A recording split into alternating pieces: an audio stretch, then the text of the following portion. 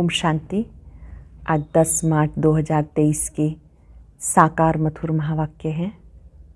आज शुक्रिया दिवस पर हम सर्वशक्तिवान बाबा का दिल से शुक्रिया करते हैं, जिन्होंने हमें शुभ चिंतक बनना सिखाया, बंधन मुक्त बनाया।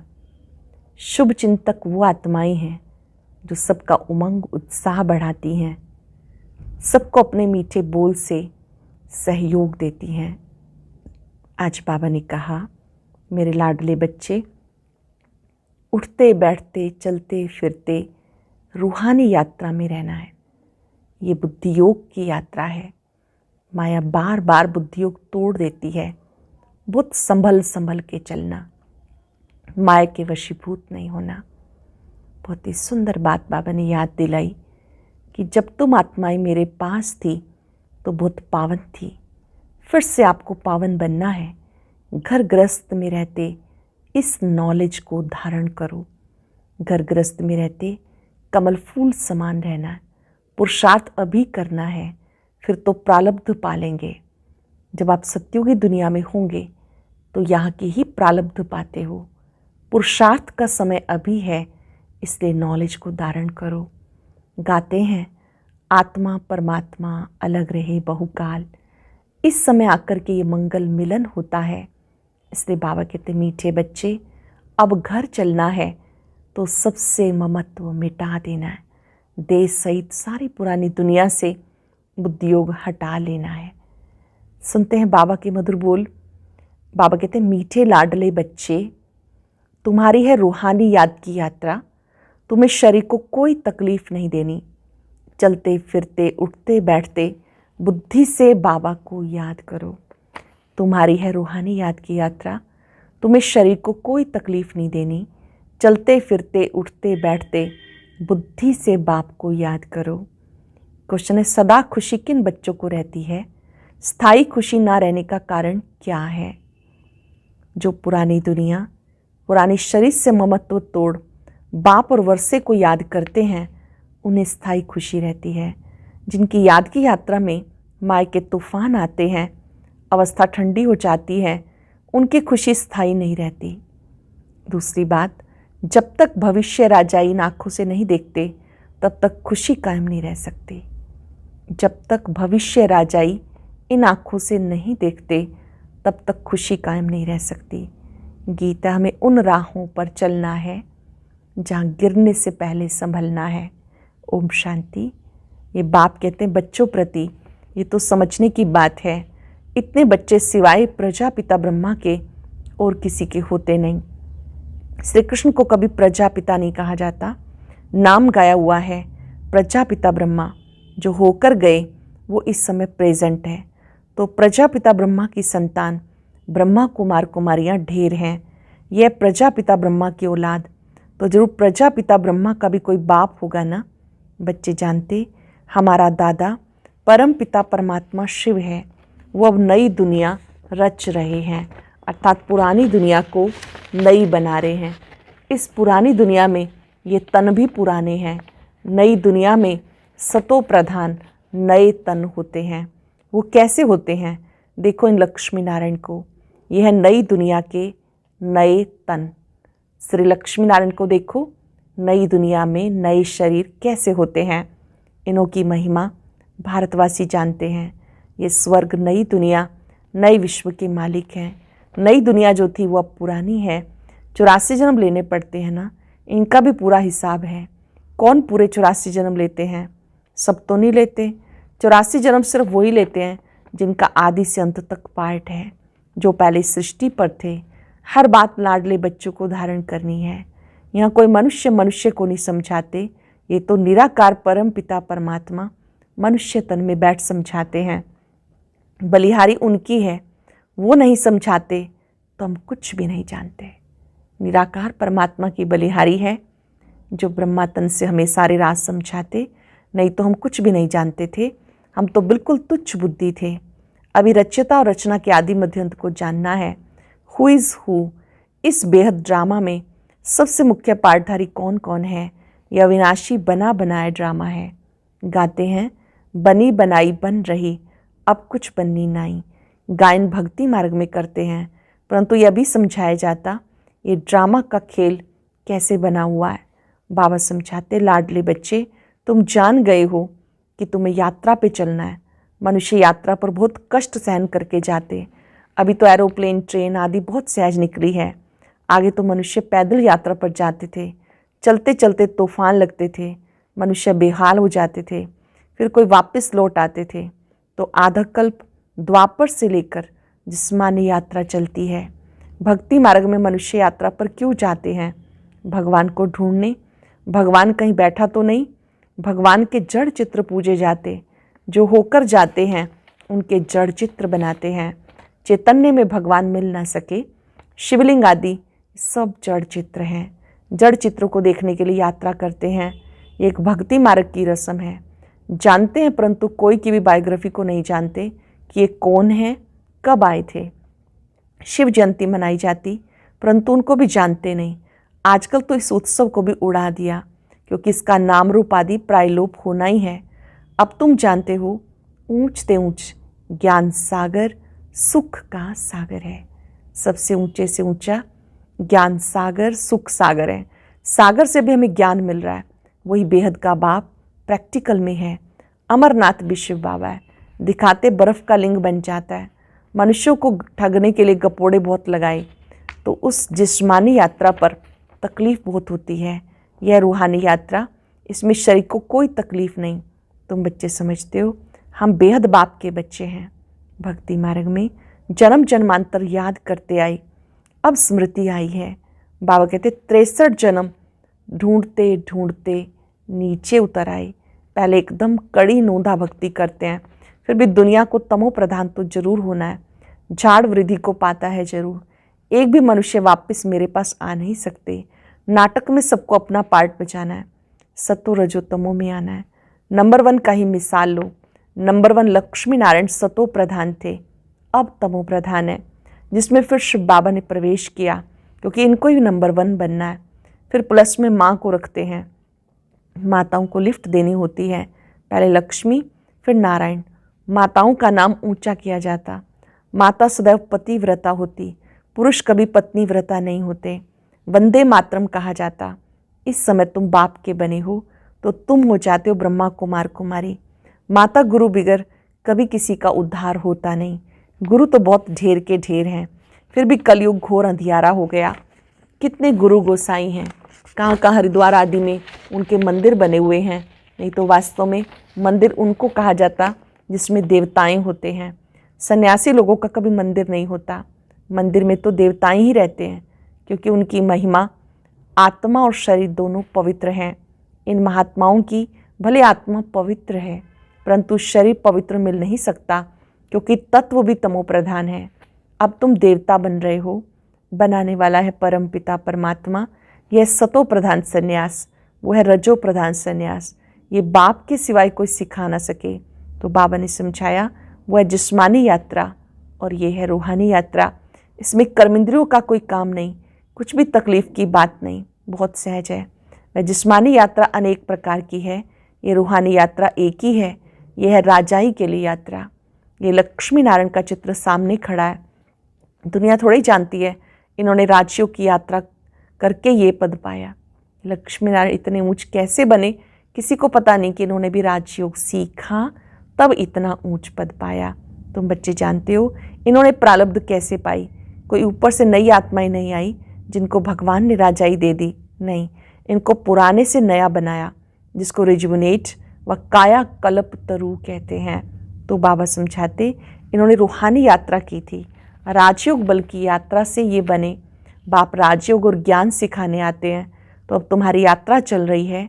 तुम बैठे हुए अथवा चलते फिरते उठते बैठते याद की यात्रा पर हो। तुम सिर्फ बुद्धि से बाप को याद करते हो, याद से ही दौड़ी पहनते हो। तुम्हारे विक्रम विनाश होते हैं। जितना जल्दी विक्रम विनाश होंगे उतना जल्दी बाप के गले का हार बनेंगे। तुम अब ये 4 धाम आदि नहीं करते हो, वो सब भक्ति मार्ग के जिस्मानी तीर्थों पर जाए, वहाँ से फिर लौट आकर घर में विकर्मी बनते हैं। जितना समय यात्रा पर रहते उतना समय निर्विकारी रहते। आजकल तो हरिद्वार में जाकर देखो, पंडे लोग बड़े गंदे रहते। लोग यात्रा पर जाते पवित्र रहते हैं, वहाँ के रहवासी पंडे लोग अपवित्र रहते हैं। तुम्हारी यात्रा कितनी स्वच्छ है, यहाँ की यात्रा कितनी स्वच्छ है, कुछ भी धक्का आदि नहीं खाना। बाबा कहते लाडले बच्चे उठते बैठते चलते फिरते सिर्फ मुझे याद करो। ये आत्माओं से बात कर रहे हैं। आत्मा ऑर्गन्स द्वारा सुनती है, मुख से बोलती है, आँखों से देखती है। आत्मा इन आँखों से दिखाई नहीं देती, न परमात्मा दिखाई पड़ता। दोनों को दिव्य दृष्टि बिगर देखा नहीं जा सकता, समझा जाता है। तब कहते हैं हमारे में आत्मा है।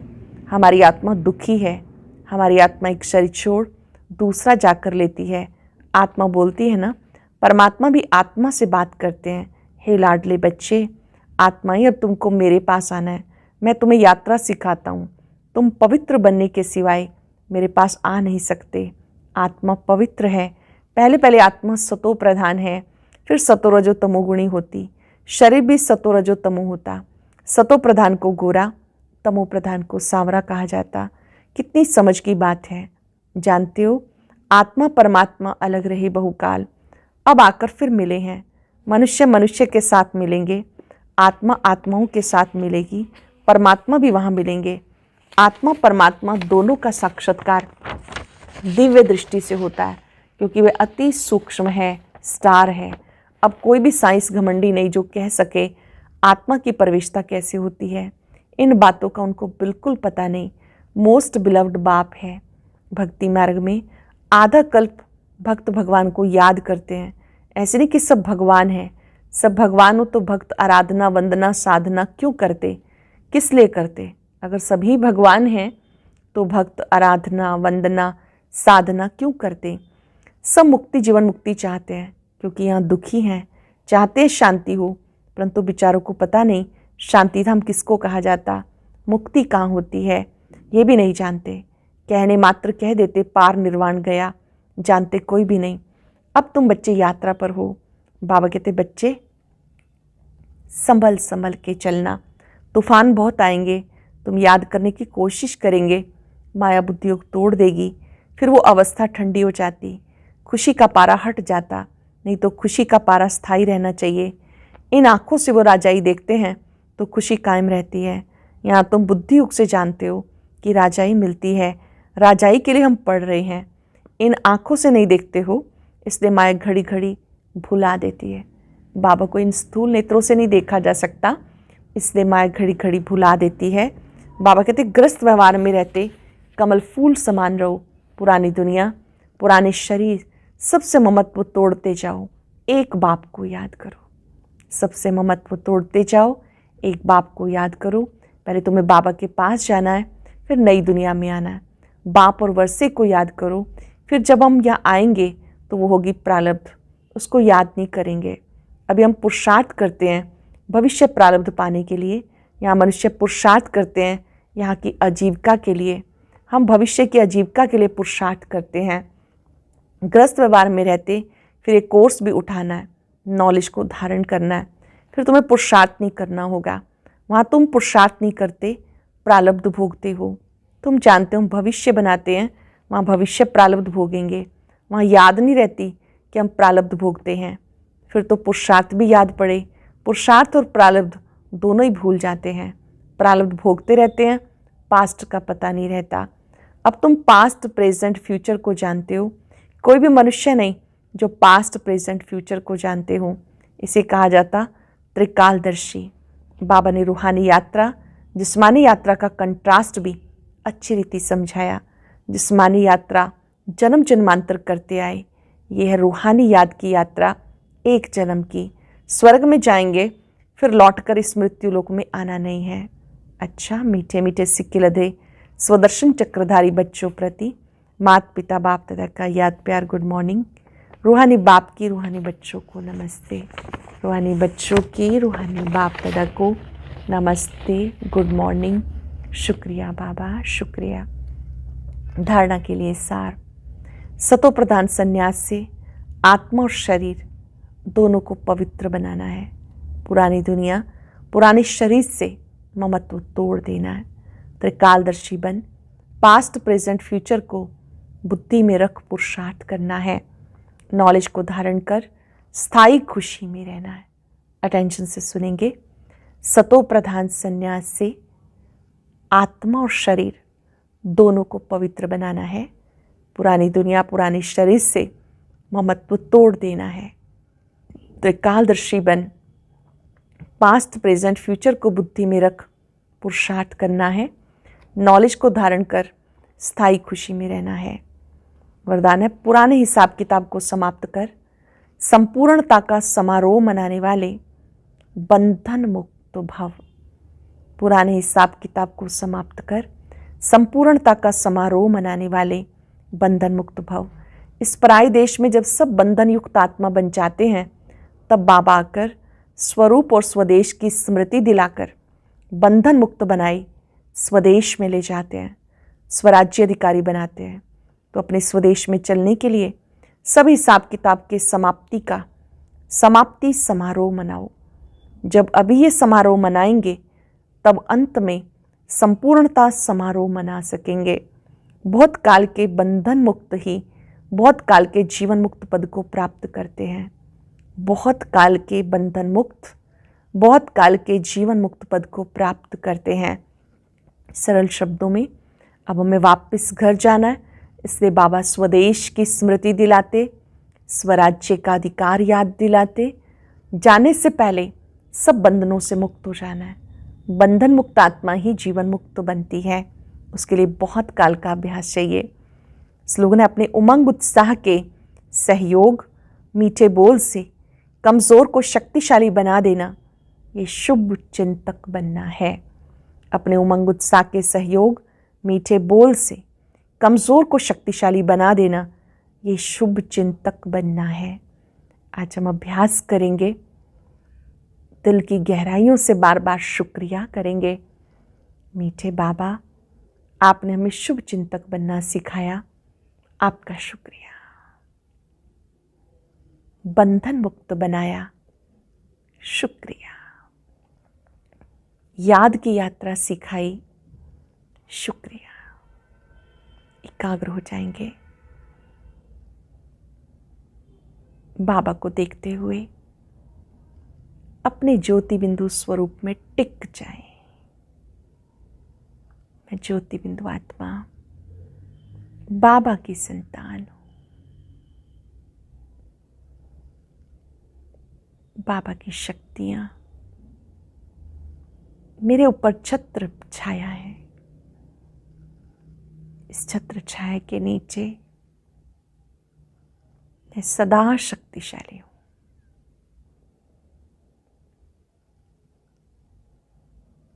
हर एक आत्मा को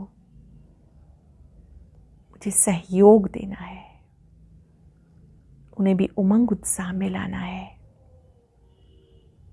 मधुर बोल से उन्हें प्रेरित करना है। मगन हो जाएं के प्यार में। बुद्धि योग की एकाग्रता आत्मा को पावरफुल बनाती है। सबको शुभ भावनाएं दें। सब अपने हैं, सब अच्छे हैं, सब अच्छा हो रहा है। शुक्रिया बाबा, शुक्रिया। और अब सुनते हैं आज का अव्यक्त ज्ञान मोती।